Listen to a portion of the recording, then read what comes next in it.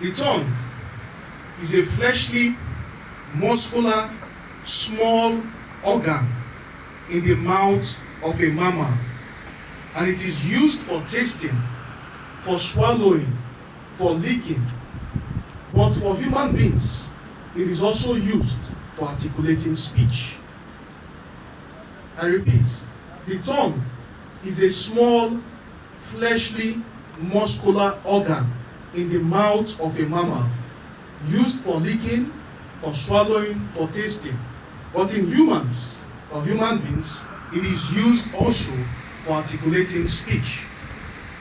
Another meaning for the word tongue. Tongue can be used to refer to a person's mode or manner of speaking. Tongue can be used to refer to a person's mode, style, or manner of speaking.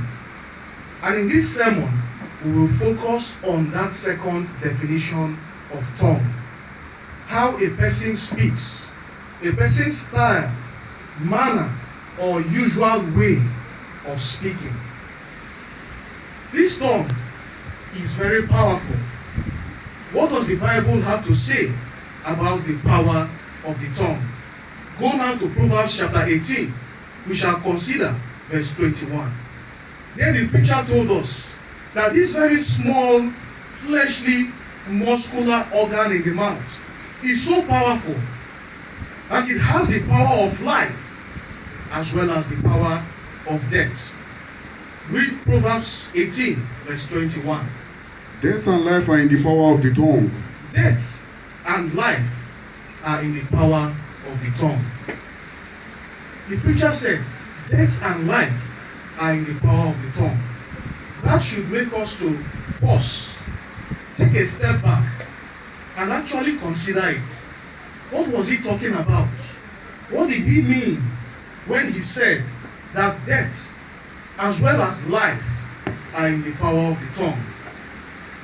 Those who are able to guard their tongue, those who are able to control the way they speak, those who are able to think before they speak, those who are able to connect their brain to their mouths and put on the switch before they start talking. The Bible makes us to understand that such persons will run away from trouble. Go to Proverbs chapter 21. Let us read verse 23 only. Proverbs chapter 21. Please read verse 23. Whoso keepeth his mouth and his tongue. Here the preacher again said that whoso keepeth his, please read that again. Whoso keepeth his mouth and his tongue. Whoso keepeth his mouth and his tongue. Keepeth his soul from troubles. Keepeth his soul from troubles. This again points to the importance of the tongue. How we use our tongue will determine whether you fall into trouble or whether you will not be in trouble. How we use our tongue can determine whether you fall into prison or into police cell or whether you remain a free man. And what does the Bible tell us about those who do not know how to use their tongue? About those who cannot guard their tongue? About those who cannot bridle their tongue? About those who cannot be careful about the manner in which they speak, in which they present issues, in which they address issues? What does the Bible tell us about them? Go to James chapter 1. Let us read verse 26 only. James chapter 1. Let us consider verse 26. What does James the Apostle tell us? Or what did James the Apostle tell us in that particular portion? If any man among you seem to be religious, That if any man, if any woman, any boy or girl amongst us seem to be religious, yes, and bridleth not his tongue, and bridleth not his tongue, in other words, does not control his tongue, does not control the manner in which he or she speaks, does not think before speaking, is not careful about how he or she presents issues, what will happen? but deceiveth his own heart, That person, number one, that person deceiveth his own heart. Go on. this man's religion is vain. Then secondly, that this man's religion, this woman's religion is vain. Of course, we of the God's Kingdom Society, we are Christians. We are followers of Jesus Christ. So what James the Apostle is telling us here is that if we cannot control our tongue, then our religion is vain. God forbid. In fact, I will pursue you come out the religion. Because of you, this religion will be said to be a vain religion. So it is important for us to be able to control our tongue, to be able to control the manner in which we speak to our fellow brothers, to our fellow sisters, wives to husbands, husbands to wives, elders to youths, youths to elders, children to parents, as well as parents to children. It is important that we know how to use our tongue. The sermon again is captioned, the use of the tongue. There are two ways that we can use our tongue. We can either use our tongue properly or we can use our tongue improperly. And we'll consider these two ways in this sermon. We'll start with the improper use of the tongue. How some people use their tongue in an improper manner. One is speaking rashly. There are persons who speak rashly.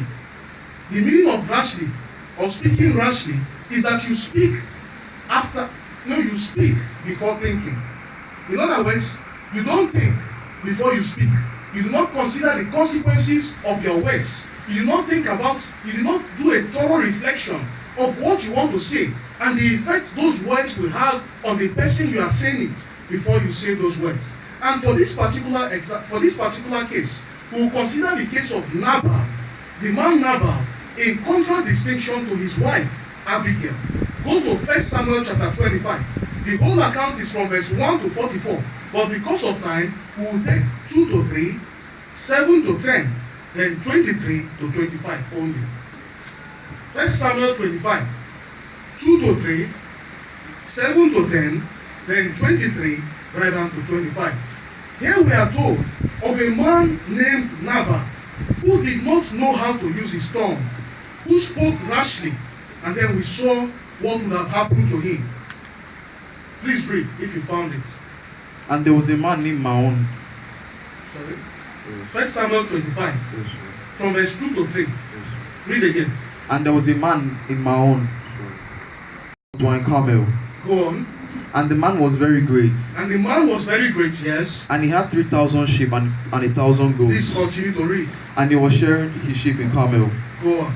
Now the name of the man was Nabal. Exactly. So the name of this man, first of all, the account started by narrating some of his possessions. He has this, that, cows, cattle, and so on and so forth. And the name of this man was Nabal. Continue to read. And the name of his wife Abigail. And the name of his wife was Abigail. And she was a woman of good understanding and of a beautiful countenance. And she was a woman of good understanding. Now go to verse 7 to 10. And now I have heard that thou hast sharers. Now, in this particular account, the man David was in Panal, the wilderness of Panal. He was with his men. And what happened was that they had run out of supplies.